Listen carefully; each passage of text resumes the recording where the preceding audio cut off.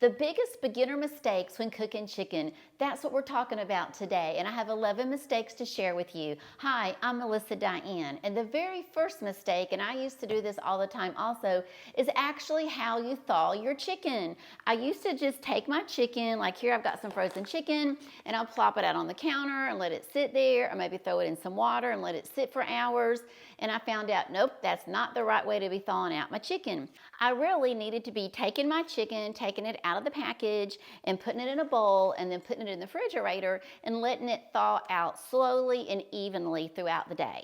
The second mistake is you don't need to be rinsing your chicken. You don't need to take your chicken and go to the sink, and some people like to wash the chicken. You don't need to be doing that. What you do need to remember is that when you take your chicken, the third mistake is that people don't pat it dry. They'll take their chicken and then let's just like this, and it's wet, and they'll start seasoning it and start cooking. And what's going to happen is that's going to cause your chicken to steam instead of brown. And so what you want to do is take your chicken and you want to pat all of your pieces. Right here I have legs, but whatever they are, you want to take them, and on both sides you want to really pat your chicken. Now it's ready to be seasoned. The fourth mistake is to take a chicken breast and just start cooking that chicken breast. What you want to do is you want to take that chicken breast and get you a chicken pounder, and you want to pound that like this. You want to get that chicken to be as even thickness as possible. That's going to help you it's going to cook better, and it's going to cook a lot more evenly. Fifth mistake is actually taking your chicken straight from the fridge and it's really cold and now starting to cook it. You don't want to do that. You want to take the chicken out of the fridge and let it sit for maybe about 15 or 20 minutes. Let it just warm up a little bit. Don't let it sit a long time, but let it sit for just a little bit. That way when you cook, it's going to cook more evenly. It's not going to hurt anything if you want to go straight from the fridge to cooking it, but you're just going to have a better cooking experience if you can let it warm up just a little.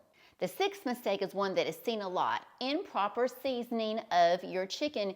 Y'all, don't be afraid to put a lot of seasonings on your chicken, especially if you're a new cook. I know when I first started, I was afraid I was going to put too much on. You're not. It is so easy to under-season chicken, so don't be afraid to put seasoning on.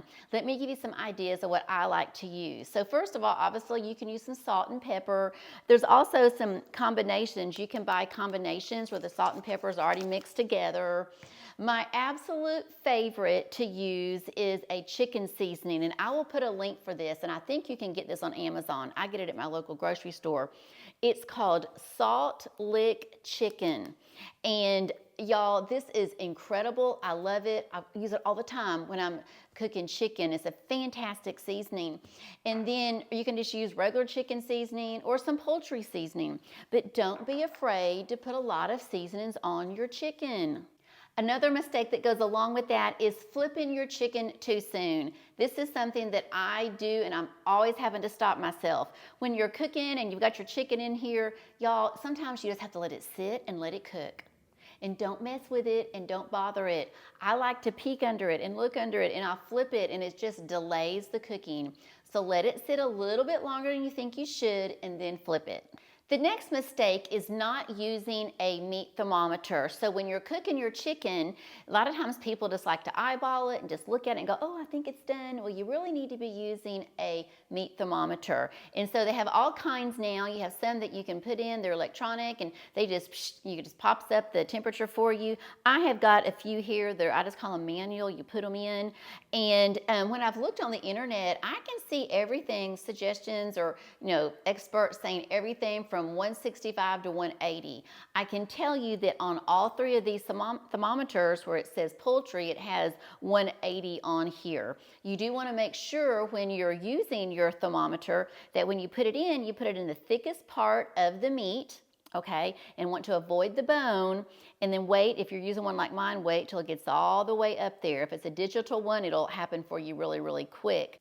The main thing to remember is when you're using this, with the temperature you're getting to, if you're getting to a 180, if that's what your thermometer says, or if your thermometer says 165, whatever it is, you want to make sure that you actually maybe take that chicken out of the oven or out of the air fryer just a few degrees before that point. Because when you take your chicken out, it's still going to be cooking, and I had never thought about that. But if you're wanting to get to 180, take it out when it's about 170, let let it sit there. It's going to keep cooking, and then you can still check it, okay?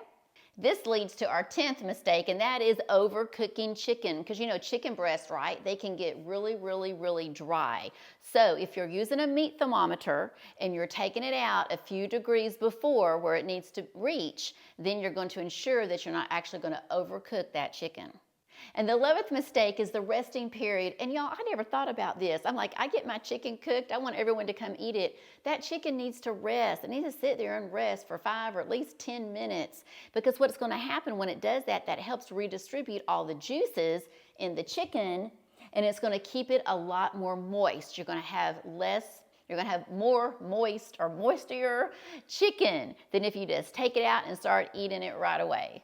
If you want to take everything you've learned today and put it into action and make one of the best chicken dishes ever, check out that next video that's popping up, and I'll see you over there in a few minutes. Bye-bye.